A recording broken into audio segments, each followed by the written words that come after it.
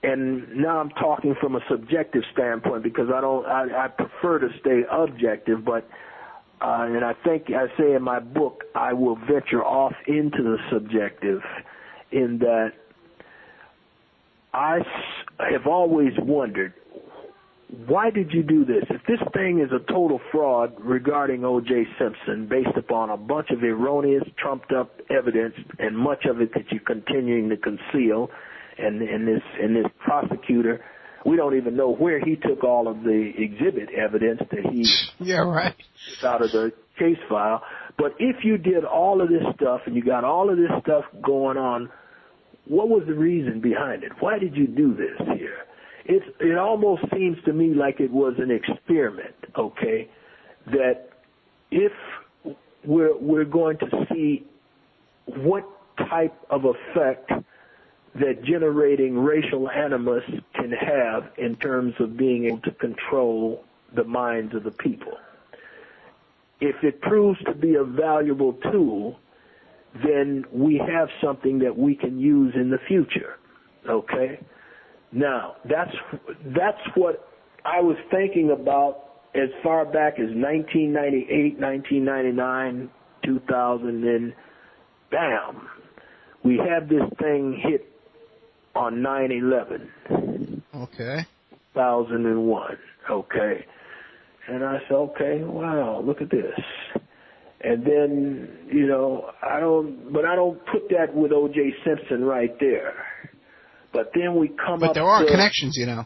We come up the line about, I would say, maybe maximum 6 weeks, but I think it was more like 4 weeks after the 9/11 planes ran into the towers. I'm sitting here and I'm watching Jay Leno. I usually like to watch just the first 10 minutes because he's funny. He's doing his monologue. After that, I got to turn to something else. So I had this habit of, let me catch Jay Leno, you know, at 10:30. I'll listen to his monologue for about 10 minutes and then move on.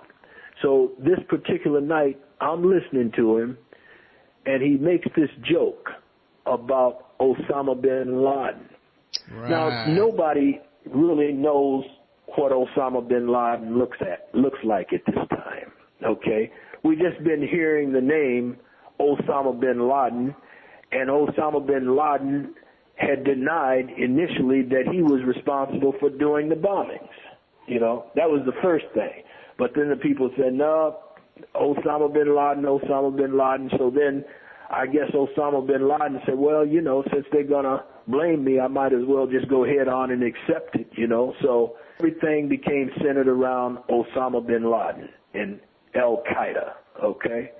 But nobody really, if they put Osama bin Laden up on a screen, nobody would have been able to tell you that this was Osama bin Laden from Captain Kangaroo, you know.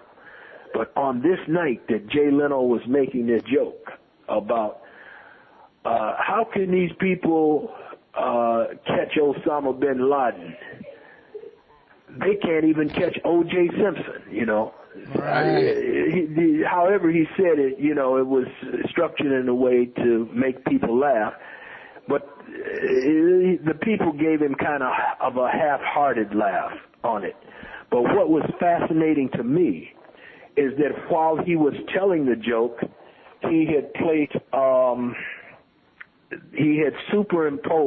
someone had superimposed the image of Osama bin Laden and O.J. Simpson together. And they were on Mujahideen. O.J. had on a Mujahideen attire and they put a beard on him, etc., you know. And I said, wow, look at that. Look at that. I said, now, there's already animosity that has still been simmering on the back burner regarding O.J. Simpson. Now, these individuals have been able to transfer that anger of somebody that the society, at least a large part of the society, feels in their mind and in their heart is a murderer. And now they're able to associate that individual with this individual who they claim is this mass murderer. And believe it or not, there were similarities in the look of Osama bin Laden and the look of OJ Simpson. The mugshot, yeah. Yeah, they have a similarity in terms of their facial structure. And so I noticed those things. I said, now, and the interesting thing is I have that tape because by that time I was compiling what I was going to structure, how I was going to structure this documentary. And I had gotten the tape from VMS, Video Monitoring Service, out of their branch out of Chicago. But when they sent me the tape with Jay Leno doing the joke, the superimposed image of Osama bin Laden and OJ Simpson wasn't on the tape. So I called him and I said, well, I thank you for sending me this tape with the joke and so forth, but where is the image of Osama bin Laden and O.J. Simpson? They said, there is no image of Osama bin Laden and O.J. Simpson. We get this from the closest point to it coming from the broadcast studio before it's uplinked to satellite.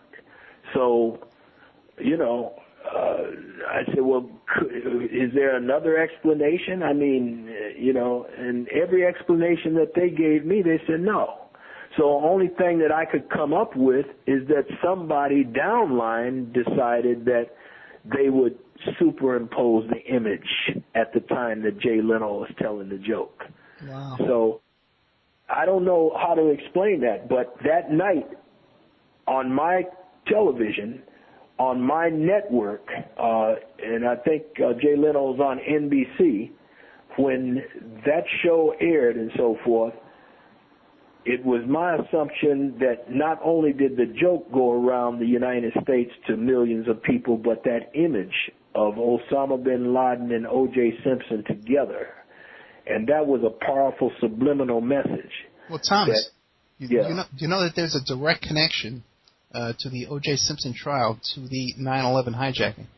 No, I didn't know that. James Woods. What about him? The actor? The actor, James Woods, who is an extremely intelligent guy. He's a genius. And he was at the O.J. Simpson trial. He attended the trial. When Judge Ito saw him, he invited him back to chambers. They had a discussion. Okay.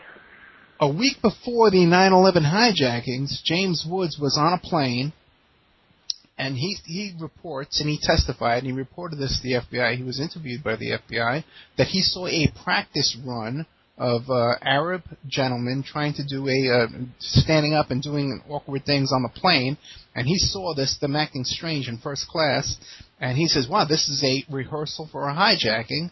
Let me report this to the FBI. Okay. Now, he tells that story, on, Tonight Show and all that kind of stuff like that he's a witness to this hijacking rehearsal. Okay. He's the only source for that. Okay. He's a trusted source because we know who he is and stuff like that, so we kind of believe his story. Right, right. We can prove he was on the plane.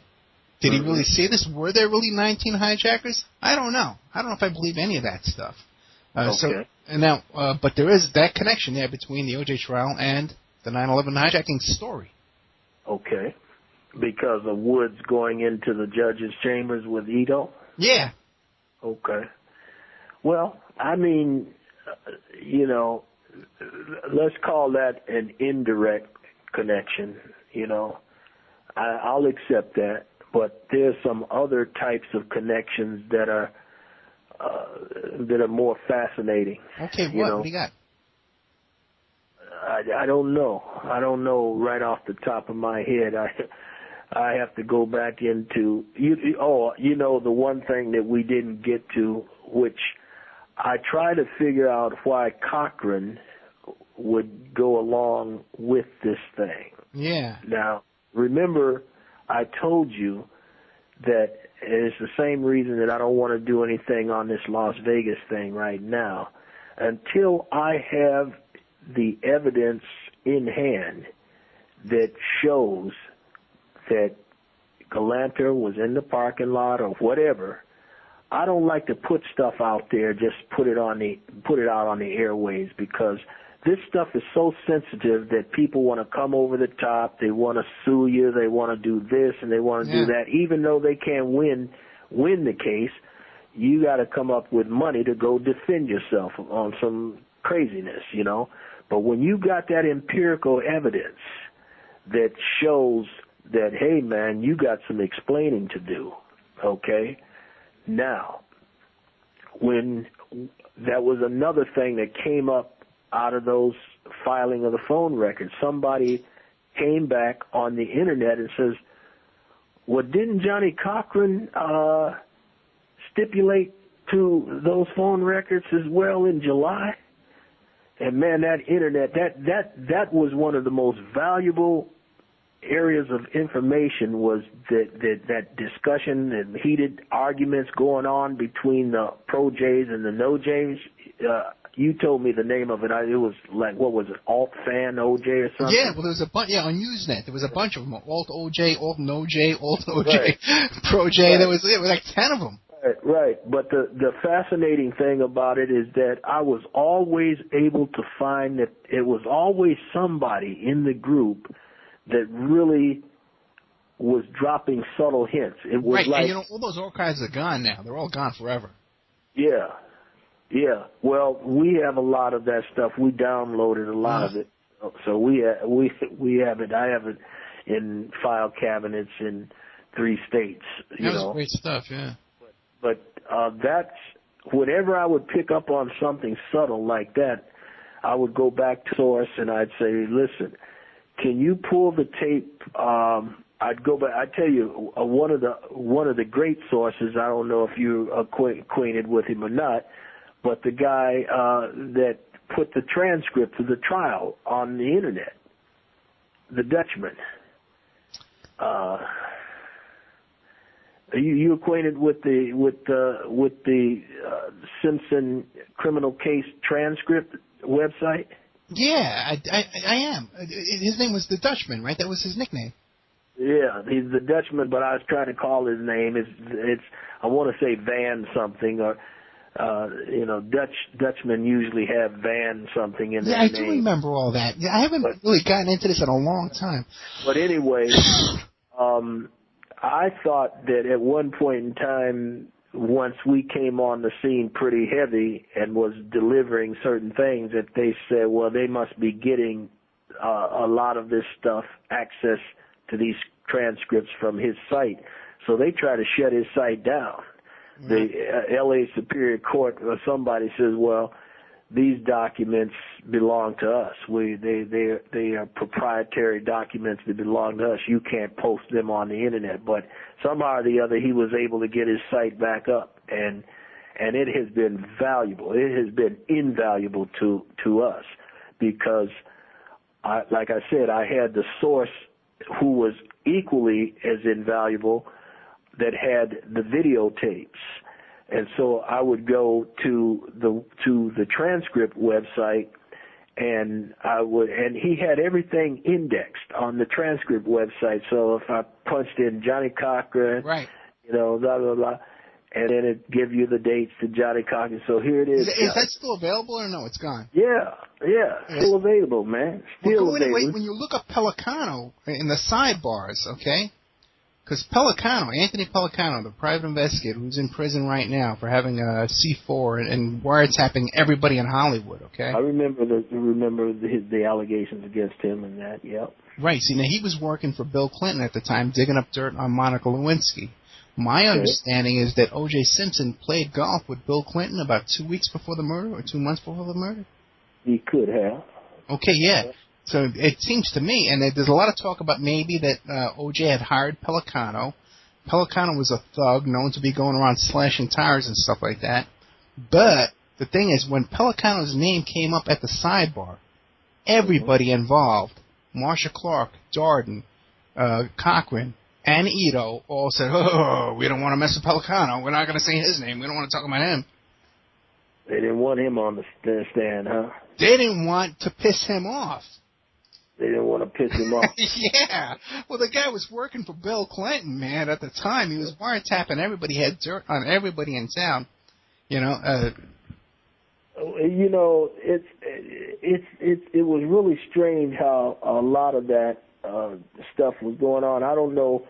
Another book I finished a couple of years ago was by Bill Woz. Right. Okay. And if you ever get a chance, I didn't know Woz wrote a book, but I know the Woz story. No, Woz wrote a book, man. And before I could get to interviewing him, he winds up dead. Oh, he's dead. Yeah, here it is, right here. Well, okay, now the guy Kardashian. Yep. Kardashian hired Woz. Now let me ask you a question. Now, have you ever pulled up? Now, Cindy Garvey testified in the OJ trial, right? That's what I understand. Yep. No, but have you ever pulled up her divorce? No. Oh my God, man! You got to look at that. When she was filing divorce against Steve Garvey, okay, she made all kinds of accusations, man. I think she brought up OJ's name in that divorce, but right. Bruce Jenner and all these guys, she named all their names and said they were all involved in drug dealing. Right. And yep.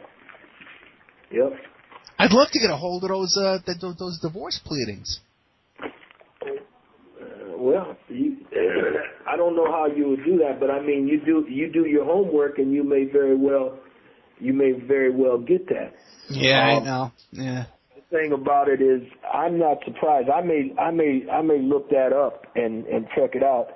Bill Woz wrote a book called "We Only Kill Our Friends," and what it seemed like is that he doesn't talk a whole lot about being hired by Kardashian, but there's plenty of information that came up that Kardashian hired him, and Kardashian may very well have been instrumental in them people getting killed. But he had tried to hire this guy, Bill Woz, to execute Nicole and them, and he turned it down, you know. Right. So what happens to him, I think because the police wind up finding all of this stuff in his vehicle, when they put him on trial for, I think, armed robbery or something, they decide that they're going to really, stick it to him. So they send him down there in the desert where it's 120 degrees at Calipatra prison, which the way he tells the story, it was like a gladiator type of situation right. there, right. where they were trying to kill him, and he was able to survive it and get through his sentencing and finally get transferred back to Kern Valley, back up north and so forth, where it was a little cooler, and he tried to just keep his head down and do his time, without getting shipped back down there. But, he talks about the fights that the guards would arrange that he'd have to fight in and all of that kind of stuff, and how there was a lot of blood letting down there in that prison and so forth at Calipatra. So you can just see something doesn't make sense in terms of why are you going to send this guy to a level 4 prison when he basically had whatever the charges were against him. In my opinion, it did not warrant him being automatically sent to a level 4 prison. That's like they were sending him there to be executed. And so now the guy gets out of prison, and then I read in the news that this guy gets killed on his outside his apartment over, I think he was in the area right off from the L.A. airport there, El Segundo. I think he was in the El Segundo area, right near the airport. So that was real strange, But wait, how did he get killed? How did he get killed? I think he got shot. They found him shot to death. And no, it was almost like predictable, you know. Yeah, like, right, yeah. They gotta get rid of this guy. He's a loose factor here. If Kardashian was involved, we got to get rid of this guy. Okay, I think all of these guys, the strangeness of their deaths coming at relatively young ages. Even Johnny Cochran, right. As we're pressing Johnny Cochran, we need to talk to you, man. When people see my film, this documentary that you're looking at, I didn't want to screen it in California first because I had put too much time and energy, and I said, okay, I got stuff in here that people are going to be crying, copyright infringement and stuff. Right. I want it out. But I need to be on the East Coast and then come back this way. Well, my brother said, no, I want to, let's do it. Let's do a private screening out here. So we had a private screening of about 200 people at the Raleigh theaters, at the Charlie Chaplin Theater, which was part of the Raleigh Studios across the street from Paramount Studio. And, OJ Simpson's sister was there, Shirley and her family, and this lady from the Pan African Film Festival. She was the administrator, the assistant administrator to the executive director. So I edited the film so many times. I never watched the film so much. I watched the people. I want to see how the people react to certain areas of the film that I put together, So once the film ends, I'm coming down the stairway from the booth that the guy in the projection room is in, and these two women are crying and exchanging tissue paper, So the one lady says, my brother says, well, I want you to meet O.J. Simpson's sister, Shirley Simpson Baker, and I met her. And then the other lady, she introduced herself. She says, I'm so-and-so and so-and-so. She said, we got to have this film in the Pan-African Film Festival. And that's the first time that I had heard of that film festival, but it was the largest black film festival in the world at the time, and it's headquartered out in Los Angeles. And so this was the 13th annual Black Pan-African Film Festival. So I don't know, and then my younger brother, he got into it, and he was friends with the executive director, and he says, I'm going to have the executive director call you. So the executive director called me, and I told him about my concerns and this and that. He says, yeah, we get that. He said, but I can pretty much assure you, you're not going to have a problem. So I caved in, and I let it happen out at the Pan-African Film Festival. And the day that I was to catch a flight was on the worst flying day of the year in February, when the kids are out for spring break, for that President's Day break. And I'm flying. I worked for Northwest Airlines as well, so, I flew for free around the country. But you get bumped if a paying customer is going to couldn't get on a flight that day. So my brother, he has to take over for me at the film festival and give the speech and everything else. So I called him later that night to say, well, how did it go? I couldn't catch the last flight that would have gotten me there, it's going to get me there late. So I just decided to go home. So he says, man, you wouldn't believe it. He said, after your film screen, the people would not leave the auditorium. They got up and started protesting that we got to get some answers. Says something is going on here. We're not leaving until we get some answers. And so a couple of people said, we know Johnny Cochran. We cater for him at his different parties. We're going to confront him and find out what is going on here. Okay, because if you remember in the film, I have Johnny Cochran admitting that he knew about those telephone records as well. And do you remember a section in the documentary where, when it gets to Cochran's, he's in the middle of a 352 argument where he's arguing the prejudicial versus the probative value of them showing the jury those bloody murder photographs.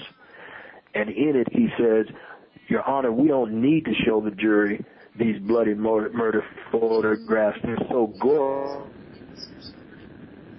All they do is upset the jury. And so they're more prejudicial than they are probative. So all they need to do is say this, say 656 is this photograph and 654 is a photograph of Ron Goldman. But we don't need to show the jury these bloody photographs. After all, Your Honor, we're not going to show them other evidence in the case. We decided that we are not going to show them the telephone records or whatever. And then I run that back 3 times. Wow. We're not going to show them telephone bills or whatever. Then I run it back again. We're not going to show them the telephone bills or whatever. That clip was one of the promotional trailers that I had on YouTube. For the first years that I put it up on YouTube, that clip ran away from the rest of them. It ran away so far from the rest of them that all of a sudden it's like it hit a stone wall. And then somebody had been able to get to YouTube and tell them that you need to make people prove that they're 18 years old before they can sign in to see this. Wow. And I said, what the hell is going on? There's more gory bullshit on YouTube than this clip here. I said, yeah, you see Ron Goldman on the ground, you see Nicole Brown Simpson laying in blood, but man, this stuff on YouTube that's really off the hook, that doesn't have this obstruction. This is why this thing, you see your stuff blowing through, you're getting 1,000.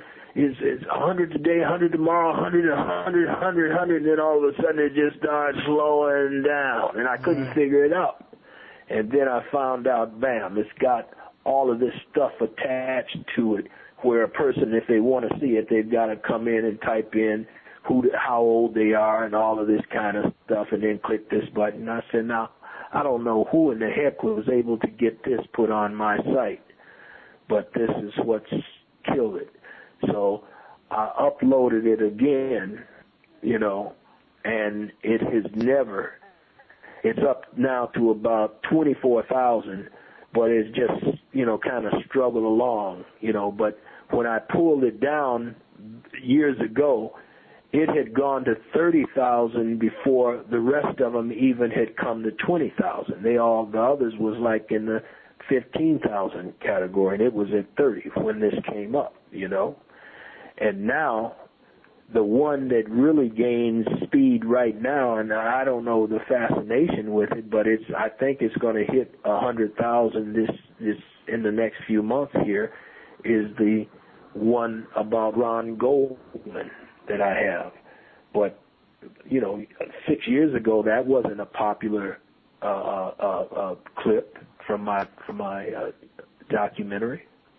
So it's just a bunch of interesting stuff that goes with this thing. What I was going to say to you about Cochran is that once I found out that Cochran knew about these telephone records and he concealed the thing here, I started, well, why would he do that? Why wouldn't he? Because if we deal with it from a racial standpoint, the first thing that white people will say, well, Johnny Cochran, he would never allow anything like that. Well, Johnny Cochran always became the shield that they could stand behind to be able to say, Johnny Cochran, he's not going to let that go down, Well, let me just say this, because if Johnny Cochran really was, which he was at one time, man, he was the guy doing all the police brutality cases in L.A., but they must have got to him. Because if he really was that guy, he never would have got a show on court TV. Well, Johnny Cochran I had come to reason in my mind that the reason why Johnny Cochran did what he did, if he in fact did this, and that occurred a couple of years, some years ago. I was in Houston, Texas, to film my daughter's son at a basketball tournament, and I went to stay at my sister's apartment, and it was around my birthday in April, and she says, well, you know, I got a present for you. And she went and she pulled this book off the shelf, and she gave me this book. And the book is entitled Last Man Standing. And the book was written by the lawyer for Geronimo Pratt, Stuart Hanlon, and someone else. And when I got through reading that book, then it seemed to all fall into place in a certain way. That Johnny Cochran, you have to remember that Johnny Cochran was the third most powerful individual in the Los Angeles District Attorney's office for about 2 years. He was the prosecutor. He hired Hodgman. William Hodgman was actually the lead attorney in the OJ Simpson case. Right. And he hired him and made him the head of the Special Investigations Division. And Johnny Cochran hired and gave Judge Ito his first job as a prosecutor, and hired him in the anti-gang strike force unit. And Vanderkamp, who had pleaded with Johnny Cochran to come inside the prosecutor's office. You know, you're handling all of these police brutality cases, but if you want to change the system, you change it from the inside. Johnny sat down and counseled with his father, and his father told him, you know, I think...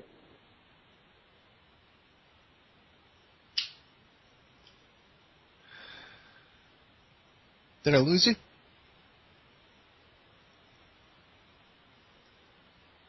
Uh-oh. Yeah, I think I lost him. Good stuff, though, right? You're listening to everything, huh? Yeah, we lost you, man. So, once Johnny talked to his father, he decided to join Vanderkamp, and Vanderkamp, you know, he had a shield that said, a gold shield that had the number 3 on it, which was the third most powerful individual behind the DA, and then the assistant chief of staff, who was assistant DA, and then Johnny Cochran was the district attorney over personnel, hiring, and so forth, and making policies and all of that kind of stuff. So Johnny Cochran, Vanderkamp assigned Gil Garcetti, to be Johnny Cochran's adjutant. So Johnny Cochran was over Gil Garcetti.